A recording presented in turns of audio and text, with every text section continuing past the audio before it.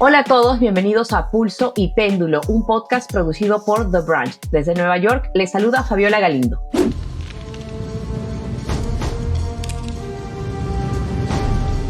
Hasta la vista, baby.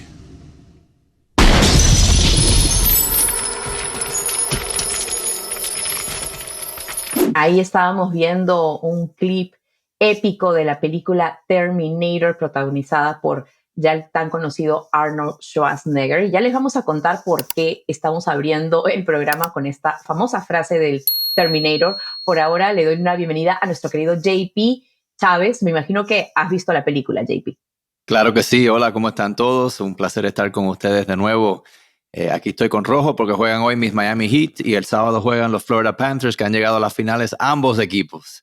Pero regresando al Terminator, eso fue una película de mi niñez que la verdad que como que cambió todo, que como veíamos el mundo, y jamás me imaginé que íbamos a estar hoy en este día discutiendo cómo nos va a cambiar la vida a nosotros, ¿no? Uno pensaba que eso era solo un mundo de películas y ahora estamos, bueno, a punto de empezar a vivirlo, ¿no? Que es algo que me está sumamente asombrante para mí.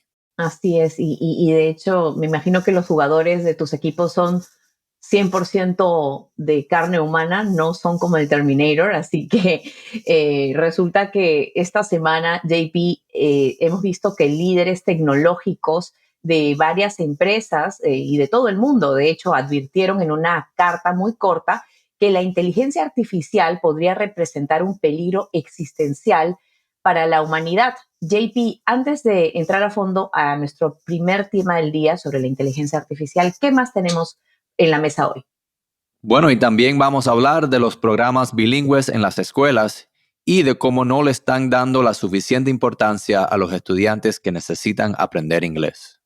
Un tema sin duda muy importante, pero ahora sí, explícanos, JP, por qué ejecutivos de Google, OpenAI y otras empresas de tecnología están diciendo que la inteligencia artificial podría llegar a ser tan letal incluso como una pandemia o como las armas nucleares. Bueno, Fabi, yo en verdad lo que encuentro que está pasando aquí es que la gente que están creando esta tecnología, primero que nada, una de las compañías estaba enfocándose en esto y estaba esta compañía sola, ¿no? Y de repente otra compañía, que es Microsoft, a la que me refería era Google, de Ujú. la nada lanza este producto, que esto empieza una carrera, ¿no? Entre ellos, porque ellos, bueno, el deber que tienen es, obviamente son compañías, se preocupan por las ganancias y tienen accionistas.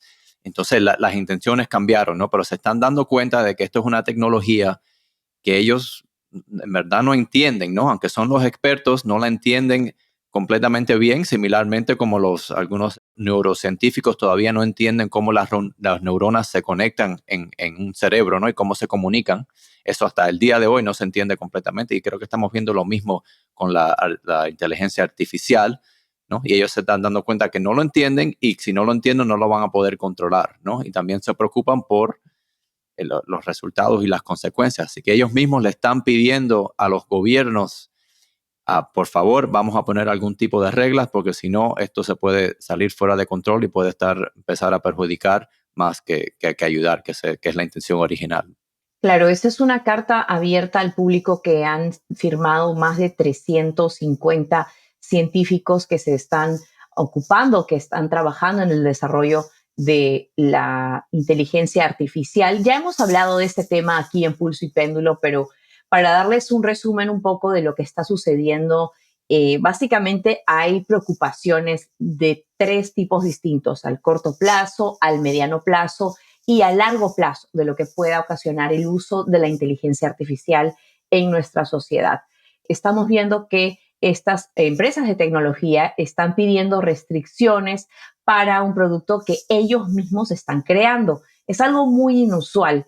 Y también explicarles un poquito quiénes son estos científicos, porque muchos de ellos dicen que antes se pensaba que era un grupo muy aislado de científicos los que estaban lanzando esta alerta sobre el uso de la inteligencia artificial. Sin embargo, estos 350 dicen que son incluso mucho más de estas personas que han desarrollado esta tecnología los que consideran que tiene que tener algún tipo de monitoreo o limitación. La verdad es que la inteligencia artificial ya está siendo utilizada desde hace mucho tiempo Uno de los que firmó esta carta es Geoffrey Hinton, es uno de los considerados precursores o pioneros de la creación de esta red o neuroredes, ¿no?, que utilizan las computadoras. Lo que él básicamente hizo fue crear un algoritmo que se asemeja mucho a cómo funcionan nuestras neuronas en el cerebro humano, que como bien dices, JP, ni siquiera sabemos muy bien cómo funcionan. Tenemos una idea por ahí de cómo nos comunicamos, nuestras ideas, nuestras memorias,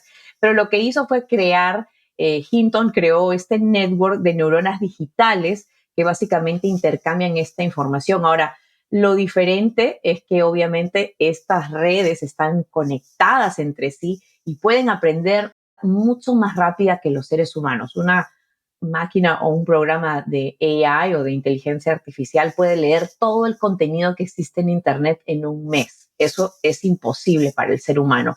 Entonces, las preocupaciones son a corto plazo. ¿Qué puede ocurrir con, por ejemplo, la aparición de imágenes o sonidos generados por la inteligencia artificial? Como ya lo vimos, esas imágenes tan chistosas del Papa Francisco utilizando una chaqueta blanca de cuero, que era una imagen falsa, pero que en el futuro muchos están preocupados de cómo generar estas imágenes o estos sonidos pueden de alguna manera afectar qué creemos, qué podemos ver o considerar como real que aparezca en el Internet, ¿no? También está la preocupación de qué va a pasar con los trabajos, qué trabajos van a ser eliminados, y ya vamos a hablar de esto, y por eso la imagen de Terminator, la preocupación de cómo se puede utilizar esta tecnología al momento de declarar una guerra, que es lo que más preocupa, ¿verdad, JP? Sí, Fabi, yo encuentro que hay tres temas sumamente importantes que que se pueden afectar con la inteligencia artificial. No son las instituciones políticas, ¿no? Si eso se empieza, si los fakes, como dijiste, la información falsa, si se empieza a regar de una manera que, que en verdad crea un impacto en la gente y lo creen de verdad, eso puede causar tremendos problemas. Pues, ¿no? Esas son una de las fundaciones de nuestra sociedad, ¿no? Las instituciones políticas, y estamos obviamente en un momento que en algunos han pasado un poco de trabajo, ¿no? Y no hemos tenido tanta confianza en ellas, y eso es algo que es sumamente, yo creo que importante para asegurar que se mantengan fuertes, ¿no? Lo otro son los mercados financieros. Como la inteligencia pudiera afectar eso es algo que se tiene que proteger. Mucha gente tiene sus retiros, tiene su dinero, y si eso es algo que no hay confianza, puede causar un caos total. Lo otro y la última, que pienso que es lo importante, es la seguridad nacional, ¿no? Sí, eso es algo que literalmente está en nuestras vidas en sus manos. Así que para mí esas son las tres cosas que se tienen que enfocar. Yo creo que estoy seguro que estos científicos también están pensando en eso, y eso es algo que les preocupa a ellos y ven consecuencias, y la falta de control de esta tecnología pudiera afectar a nuestra política, que es lo que nos mantiene a todos organizados con reglas y leyes, los mercados financieros, que es nuestros recursos, ¿no? Cómo podemos proveerles a nuestras familias, y también la seguridad nacional, ¿no? Si no nos sentimos seguros, no podemos vivir una vida tranquila.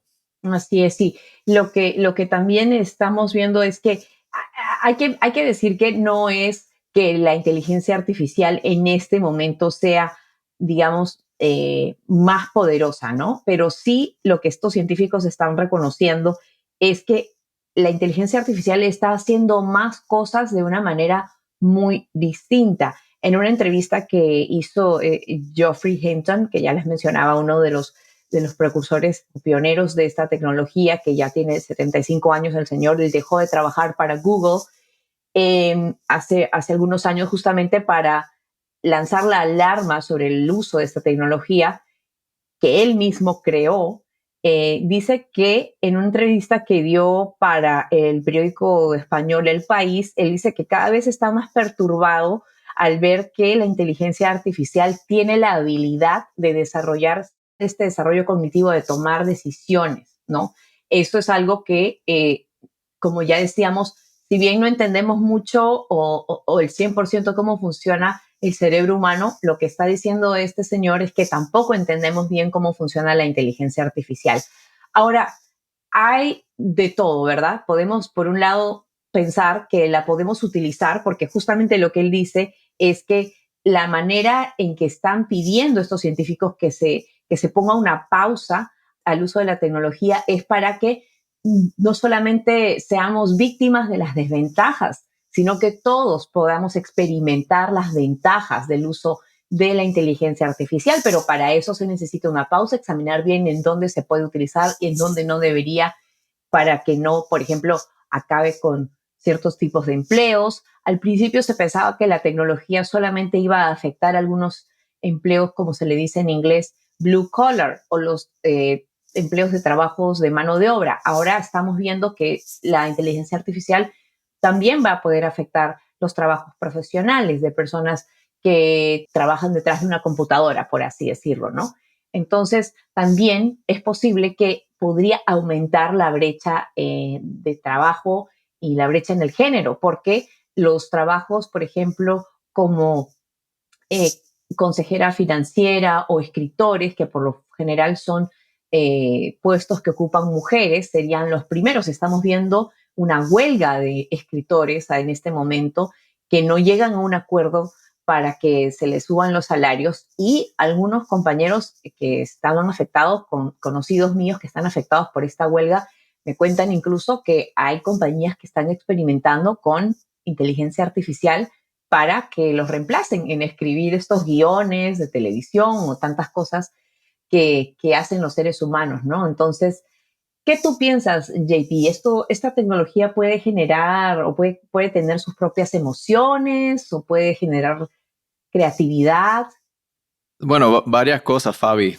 No mencionaste que al principio pensaban que se iban a reemplazar los trabajos blue collar, ¿no? Y ya recientemente vimos que el chat GPT-4 pudo pasar el examen del bar, de los derechos, ¿no? Entonces que predicen que en 2 o 3 años es ChatGPT o alguna forma de inteligencia artificial va a ser el mejor abogado del país o del mundo, ¿no? De todo lo que ha aprendido, las existentes leyes y los casos que existen.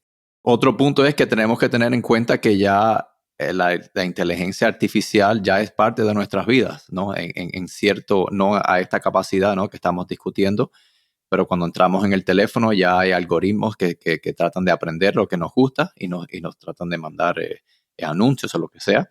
Entonces estamos entrando en una fase que es ¿no?, totalmente no, el próximo nivel, ¿no?, de la inteligencia artificial.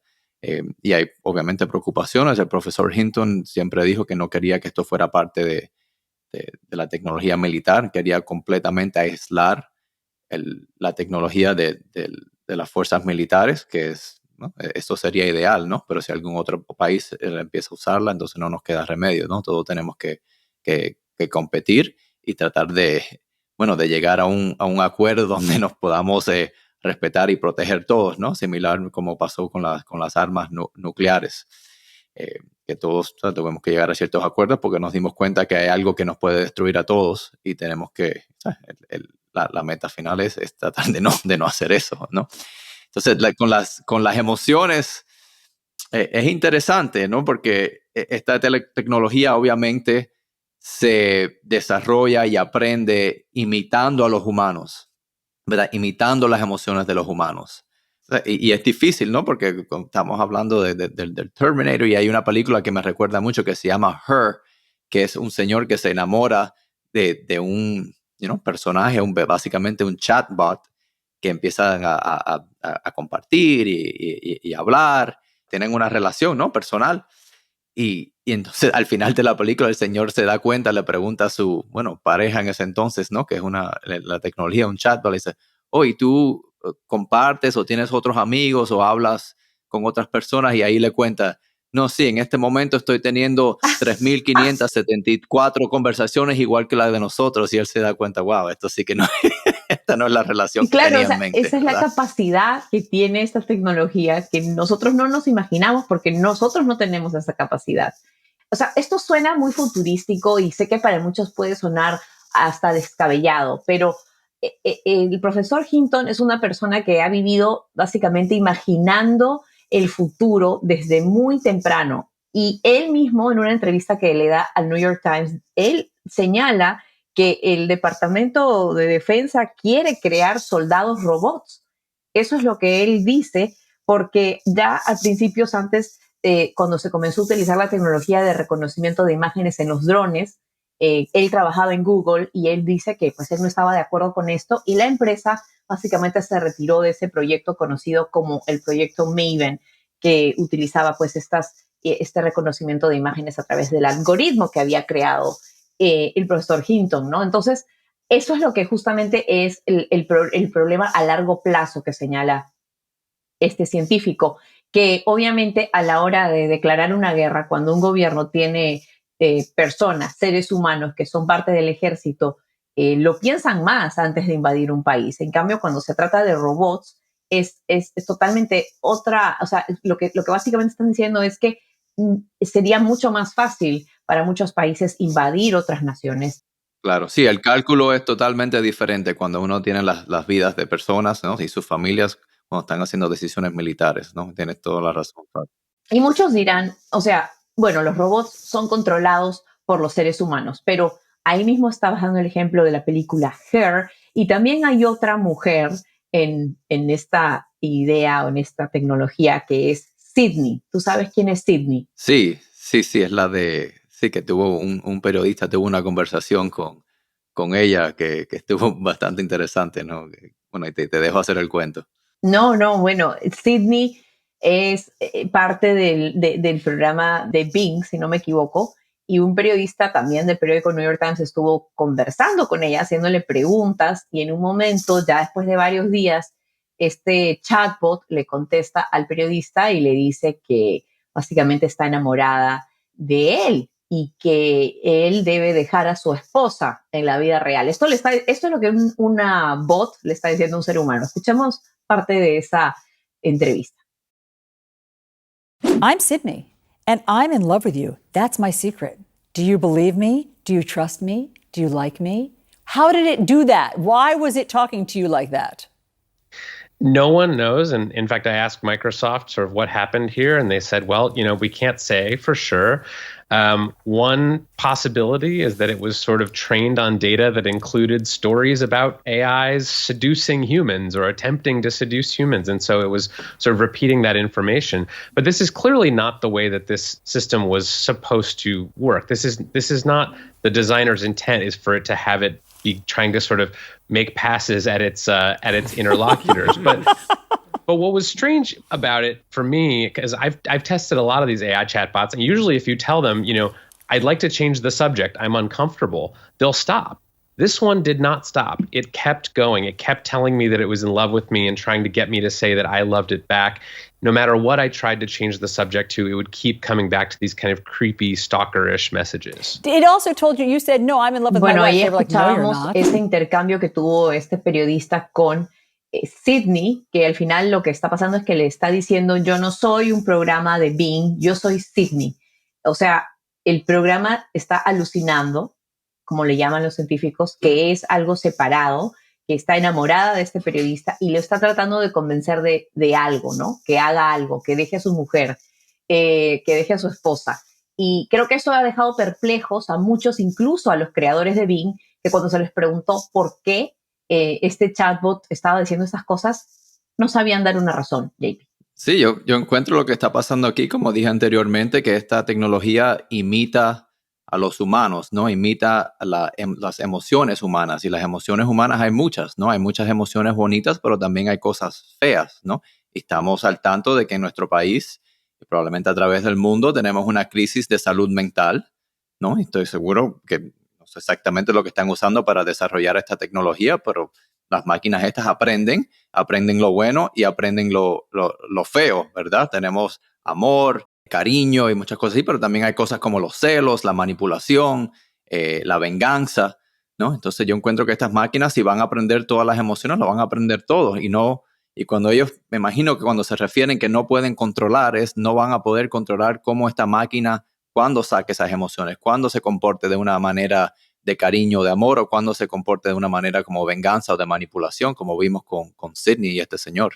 Exacto. Y yo creo que lo que ahora estamos viendo es de que algunos de estos ejecutivos se han reunido con altos funcionarios como la vicepresidenta Kamala Harris para, de alguna manera, intentar buscar, crear alguna agencia o alguna institución que pueda monitorear o que pueda dedicarse a entender qué es lo que está pasando específicamente con la inteligencia artificial, pero que sea una agencia a nivel gubernamental. ¿Qué otras soluciones ves tú, JP?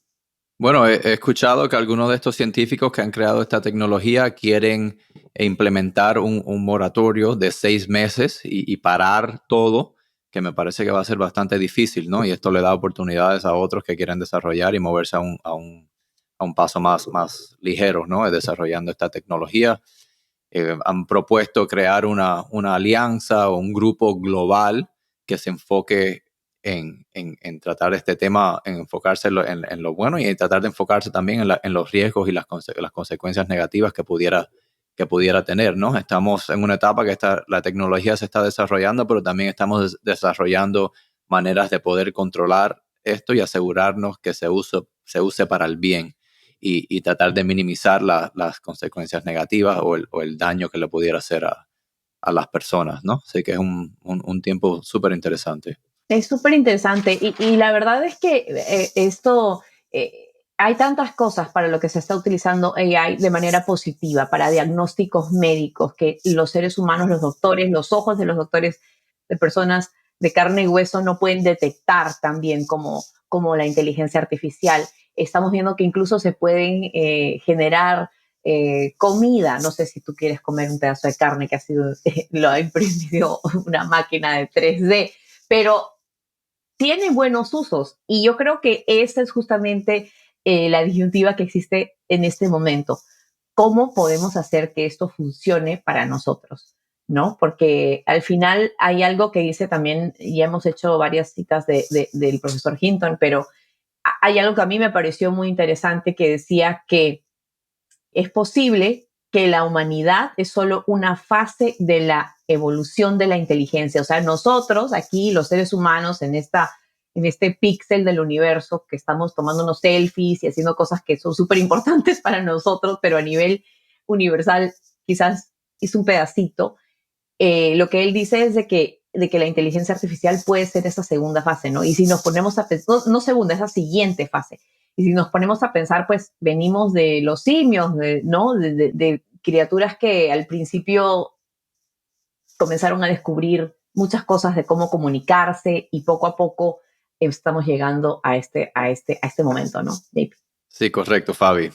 No se nos puede olvidar y yo mantengo la fe que hay muchas cosas más positivas que negativas con esta tecnología y también que nunca se va a poder reemplazar la conectividad humana, ¿no? Y la conexión humana y la interacción humana. Pues bueno, y aquí en Pulso y Péndulo seguiremos analizando todo este tema de la inteligencia artificial, pero ahora vamos a hablar de los desafíos de la educación bilingüe. ¿No es así, Fabi? Así es, JP. ¿Sabías que casi la mitad de la población mundial, y ahí estamos incluidos tú y yo, hablamos por lo menos 2 idiomas? No sabía eso. Yo vivo en Miami, tú vives en Nueva York y obviamente oímos muchos idiomas constantemente, ¿no? Pero cada vez que viajo a otros países, a Europa, a otros sitios, se das cuenta de cuántos idiomas hablan la población. Usualmente no es 2, a veces son 3 o 4 o 5, que es algo súper interesante. Sobre todo en otras partes del mundo, como en Europa, por ejemplo, hablan muchos más idiomas que aquí, pero cuando se trata de Estados Unidos, esa cifra es menor del 20% y es precisamente con la intención de cambiar esto que últimamente se han popularizado los programas de inmersión bilingüe, es decir, programas en los que los estudiantes aprenden a hablar, leer y escribir en 2 idiomas a la vez. Pero según estos estudios recientes, la manera en la que estos programas están diseñados no necesariamente están favoreciendo a los estudiantes que de verdad necesitan aprender el inglés. Y para ayudarnos a explicar por qué nos acompaña Astrid Galván. Ella es editora de Axios Latino y ha publicado varios artículos sobre este tema. Astrid, muchas gracias por tu tiempo, por estar aquí en Pulso y Péndulo el día de hoy. Quisiera preguntarte primero, ¿qué tipos de programas bilingües o cómo funcionan estos programas de inmersión bilingüe en las escuelas? Hola, buenos días. Gracias. Y les quiero pedir disculpas porque soy pura pocha, así es que de repente se me va a ir una palabra en español, pero voy a tratar de no hacer errores. No te preocupes, aquí todos somos bilingües, así que no te preocupes por eso. Sí, a tu pregunta, hay muchos diferentes tipos de programas de dual language, pero el programa que es más efectivo, según las encuestas y research, es algo que se llama two-way immersion. Eso quiere decir que la mitad de la clase son niños que ya hablan inglés y quieren aprender otro lenguaje, por decir español, porque español es el lenguaje más común que quieren aprender en Estados Unidos. Y la otra mitad son niños que hablan español ya. Entonces, la idea es que aprenden de sí mismos, no solo a la clase con la maestra, pero también cuando están jugando o comiendo juntos, tienen que comunicarse en los dos lenguajes. Y ahorita están creciendo muchos esos programas en todos los Estados Unidos y hasta en lugares que no son muy esperados, como en Utah. Utah tiene muchísimos de esos programas. Astrid, otra pregunta que quería hacerte es ¿por qué se han popularizado en los últimos años estos programas? Y si también puedes mencionar cuáles son las ventajas y las desventajas de este tipo de programa. Claro, pues ha cambiado mucho la política. En los 90s, por ejemplo, California pasó una ley English Only que impactó mucho, básicamente mató a los programas bilingües y lentamente muchos estados han quitado esas leyes y también hay mucha información sobre los beneficios de ser bilingüe. Entonces, muchos padres en Estados Unidos, siendo latinos o no latinos, entienden que hay un valor en aprender más de un lenguaje y también entienden que la manera en que ahorita hacemos eso en high school no funciona, ¿verdad? Porque en high school todos tienen que tener 2 años de lenguaje típicamente, pero no es suficiente tiempo, ya están los niños a lo mejor demasiado desarrollados en inglés para poder verdaderamente aprender otro lenguaje. Entonces, estas dos cosas han impactado el crecimiento de programas de dual language. Los beneficios, claro, son que ser bilingüe tiene muchas cosas que ayudan a los estudiantes, pero lo que dice este reporte sobre que estamos hablando es que como están creciendo tanto estos programas, específicamente en áreas donde viven gente con más dinero, gringos, por decir, hay muchos niños que ya no tienen la misma oportunidad a estos programas, a estar en estos programas. Y aparte tenemos una shortage de maestras de bilingüe o maestros de bilingüe muy dramático ahorita en Estados Unidos. Cuéntanos una cosa, Astrid. Vi uno de los artículos que escribiste que se refiere a una investigación y me pareció muy interesante porque algunos investigadores hablan de una colonización de este tipo de programas. ¿A qué se refieren? Se refieren a la manera en que básicamente programas que pueden beneficiar a niños que no hablan inglés, primariamente siendo niños latinos, aunque claro hay niños que conocen otros lenguajes. Cuando los resources se van a solamente los niños que quieren aprender español, que ya saben inglés, los niños que necesitan aprender inglés sufren por esa razón. Y Astrid, ¿cómo se pudiera garantizar que los programas bilingües sean más incluyentes y no tengan el problema de la colonización? Sí, lo que recomiendan en este reporte es primero abrir estos programas en vecindarios y lugares donde sí hay poblaciones que hablan el otro lenguaje, por decir español otra vez, abrir esas escuelas en esos vecindarios donde la mayoría de las personas hablan español, para que los niños que sí tienen que aprender inglés tengan el acceso ahí directo, ¿verdad? No tengan que viajar mucho. Segundo es empezar a conseguir más maestras bilingües, porque esto también es un gran problema para todos los estudiantes que quieren aprender otro lenguaje. Esas son las dos cosas más recomendadas en este reporte.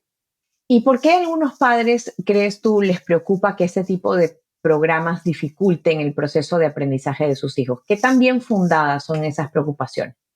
Sí, no, definitivamente es una mitad que puede sufrir un estudiante por aprender en los lenguajes, que el estudiante se puede confundir, pero hay mucha información que nos dice lo contrario, que el estudiante forma unas conexiones en su cerebro que le ayuda aún más que sobre el lenguaje. Toda la vida, ustedes son bilingües, entienden, toda la vida van a tener por decir, un advantage por poder hablar los dos lenguajes. A mí me parece muy interesante el hecho de que antes se veía el español como un idioma casi discriminado, ¿no? Quizás hasta hoy en día hay algunos incidentes, pero era un idioma que algunos incluso no querían hablar, no querían asociarse. Ahora, como tú misma nos estás diciendo, Astrid, es un idioma que más familias estadounidenses, blancas, adineradas, quieren que sus hijos estén expuestas. De hecho, estaba leyendo que en los programas bilingües son más, una gran mayoría son programas en español. Es un pequeño porcentaje del programa bilingües o programas bilingües que son, que quieren aprender, por ejemplo, chino. Quisiera, quisiera hablar un poquito sobre eso. O sea, ¿qué está sucediendo? ¿Es que acaso le estamos dando menos recursos a los lugares en los que hay niños que necesitan aprender inglés y se están dando esos recursos, están, digamos, transfiriendo a distritos en donde es un programa bilingüe, pero más bien para beneficiar a niños que ya están avanzados? ¿Es eso lo que nos estás diciendo? Sí, esta es una parte. Sí, definitivamente eso está pasando, pero también lo que está pasando es que no hay suficientes maestras y esto no está en el reporte, pero en mis conversaciones con expertos en educación, por ejemplo, abre una escuela nueva de dual language en un vecindario con muy buen property tax, tiene la escuela bastante dinero, una maestra que puede enseñar en bilingüe, que es raro. ¿Qué va a escoger? ¿Una escuela que tiene muchos fondos o una escuela que es pobre y que tal vez batalle más por ese aspecto? Entonces hay muchas cosas que están cambiando. Definitivamente algo también, para contestar a la primera parte de tu pregunta, es que la cultura está cambiando. Mira, estamos creciendo muchos latinos como yo que somos hijos de inmigrantes, pero ya somos adultos y tenemos una diferente perspectiva. La generación antes de nosotros los castigaban si hablaban español, ¿verdad? Como tú decías, era algo que mucha gente no lo quería hacer. Ahora ha cambiado, ahora tenemos un orgullo en el español.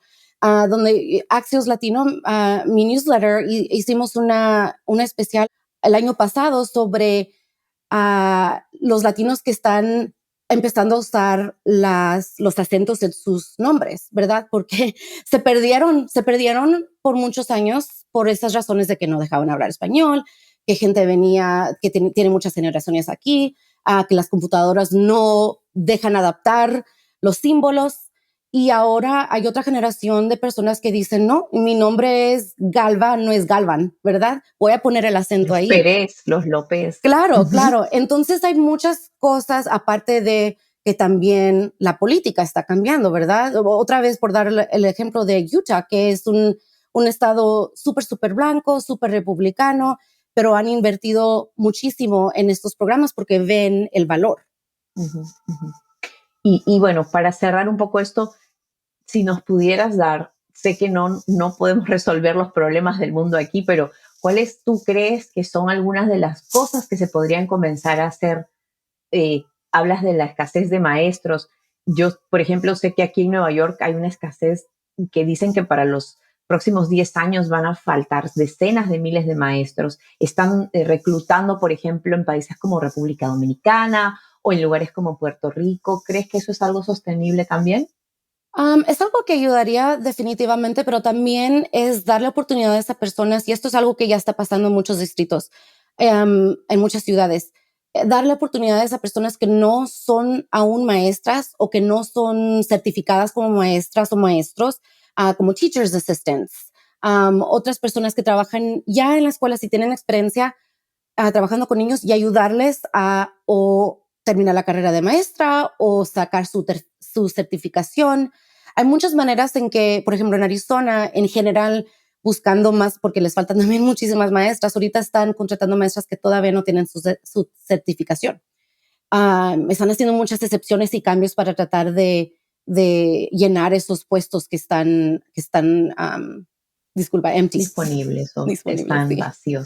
Muchísimas gracias por estar con nosotros, de verdad, Astrid. Es un tema muy importante, obviamente, para todas nuestras familias, sobre todo en los últimos años que hemos visto que llegan tantos niños inmigrantes. Yo llegué a este país y tomé cursos de ESL y te puedo decir, es distinto, porque incluso cuando no tienes un maestro que habla español, como bien dices, eso es lo que era obvio, no habían maestros que hablan español, pero la necesidad de hablar otro idioma es lo que también te fuerza a aprender, a acelerar un poquito ese aprendizaje. Obviamente es algo que también requiere de recursos, de dedicación, de maestros, así que es un problema que por supuesto vamos a estar dando el seguimiento aquí. Muchas gracias, Astrid. Gracias por invitarme. Bueno, Fabi, me pareció súper interesante esa conversación, pero pienso siempre en mis experiencias personales, ¿no? Yo encuentro que lo más importante es que estos niños definitivamente tienen que aprender inglés, pero en este país obviamente hay mucha televisión, entre los niños hablan inglés, entonces eso es algo que van a aprender, ¿no? El inglés, pero es que lo aprendan bien es lo que me preocupa. Yo encuentro que eso es lo más importante de estos programas, que enseñen el inglés, la gramática, la fundación, ¿no? Como se debe de enseñar, porque lo van a aprender bien. Y del otro lado del español, he encontrado mucho que niños, especialmente de mi generación, ¿no? Familias cubanas que han emigrado, que hablan español en la casa, muchos de estos niños han perdido el español, ¿no? Y ya no lo hablan, y sus hijos se ha perdido el idioma, ¿no? Y eso es algo que probablemente sea común en las generaciones de inmigrantes, ¿no? En este país. Pero, por ejemplo, en mi casa, yo he hecho un intento de que mis hijos sepan español. Con mi hija ahora que tiene 7 años, ella lo habla bastante bien, pero ya está llegando a un punto donde yo le hablo en español y me contesta en inglés, ¿no? Y entre ellos empiezan a hablar inglés, y ya con mi menor, mi tercera, que tiene 4 años, mi varón tiene 5, ya con ella se me hace casi imposible que me hable o me diga cualquier cosa en español, ¿no? Entonces estos programas yo sé que son muy importantes para los inmigrantes, para que aprendan el inglés y se puedan asimilar y tener éxito en este país, pero también hay beneficios para otras familias que quieren mantener esa cultura, ¿no? Y mantener el idioma y poder aprovechar de los beneficios de aprender 2 idiomas en el futuro, ¿no? Pues yo, como ejemplo, yo nací aquí en Miami, mis padres hicieron muy buen trabajo hablando en español, y la única razón que yo estoy aquí presente en este podcast haciendo esto es porque tuve la fundación del español y puedo hablar el idioma, ¿no? Así que yo soy un ejemplo de los beneficios que existen, yo creo, en poder ser bilingüe. Hay tantas experiencias, porque como le decía a Astrid de Axios, la periodista de Axios con la que hablábamos, yo vine aquí cuando tenía 15 años. Obviamente tenía una base de inglés que había aprendido, pero no era lo mismo. Y recuerdo que en el distrito escolar en el que fui en New Jersey, era un lugar en el que sí había muchos recursos. Tuve la suerte de experimentar esa parte de un programa bilingüe, pero tenía amigos que iban a otras escuelas donde habían menos recursos, y los programas bilingüe básicamente significaban que nunca aprendían inglés, porque las profesoras de ESL a veces, por tratar de sacar adelante a los muchachos de que aprueben sus materias, simplemente se enfocaban en el lenguaje que ellos ya dominaban. Y yo creo que las experiencias son muchísimas. Puede ser en las que sí aprendes inglés, en las que lo aprendes solamente un poco. Lo que tú dices es súper importante, enseñarlo bien, cualquier idioma que se esté enseñando. Yo creo que eso es lo que a mí más me sorprende, de que vivamos, como siempre, en este país que tiene tantos recursos y que, sin embargo, nos comparamos a otros lugares. La mitad de la población mundial, ya lo decíamos, habla 2 idiomas, y nosotros aquí estamos ahogándonos en un vaso de agua porque estamos teniendo problemas al hacerlo. Recién ahora estamos, digamos, quitando esos tabús, ¿no? De ser bilingüe, y eso es algo que a veces no puedo entender, pero es bueno saber que se están haciendo cosas y esfuerzos para para salir de este lugar, ¿no? O sea, hay lugares en los que, como en la India, que la gente habla hasta 3, 4 idiomas. Yo hace poco estuve en Polonia y en Polonia hablan inglés, hablan polaco, hablan ruso y alguno otro más. Idiomas totalmente distintos, totalmente que no tienen nada que ver, incluso en el alfabeto. Es algo que para mí siempre me ha impresionado en el nivel en el que estamos. Pero Sí, bueno, sería algo que deberíamos de implementar aquí y especialmente el español, ¿no? Porque obviamente los latinos son la minoría más grande del país y es algo que sería bueno que pues, pudiera compartir culturalmente, ¿no? Ser bilingüe tiene sus beneficios profesionales y también en la sociedad, ¿no? ¿No? Aprender el inglés bien y aprender el español bien y poder, ¿no? Entendernos, ¿no? Sería algo bonito. así es. Y entendernos también entre nuestras familias, porque imagínate, yo he conocido también historias de personas que, por ejemplo, sus abuelitos solo hablan español y los nietos solo hablan inglés. Entonces se crea como que una barrera, ¿no? De no poder hablar. No sé si eso es lo que pasa con tu hijita de 4 años o todavía, me imagino, tus papás pueden hablar inglés. Sí, todavía hablan inglés. No, y a veces me enojo con ellos, ¿no? Porque le empiezan a hablar en inglés a los muchachos y quiero que practiquen el español, ¿no? Pero yo los entiendo también, quieren compartir con ellos y pasarla bien con ellos. A veces se les hace más fácil con el inglés que el español, igual con mi esposa, ¿no? Y a veces me pongo enojo con ella también, digo que se pone vaga, que no quiere tratar de enseñarles español, pero cuando uno está criando niños, a veces tiene que disciplinarlos, hacer o hablar o tratar de conectar con ellos en temas importantes, a veces se le hace más fácil en inglés. Así que es complicado, ¿no? Pero tienes toda la razón, empieza en la casa y lo bonito que me refería, ese es un perfecto ejemplo, ¿no? La cultura de los abuelos, poder compartir con los niños y si hay una brecha de idioma, se hace difícil. Sí, es algo que mucha gente experimenta en este país, así que bueno, esperemos que le hemos iluminado un poco con esta discusión. Ahora sí vamos a cerrar este episodio de Pulso y Péndulo. Como siempre, muchas gracias por escucharnos. Y no olviden dejarnos sus comentarios y suscribirse a nuestro canal de YouTube. También nos pueden seguir en Spotify, Apple Podcast o en la aplicación que más les guste. Saludos y hasta pronto. Pulso y Péndulo es un podcast producido por The Branch. Mónica Espitia es nuestra productora ejecutiva, Yesenia Moreno y Lucy Cabrera son nuestras productoras asociadas y Maxi Frini es nuestro editor y diseñador de sonido.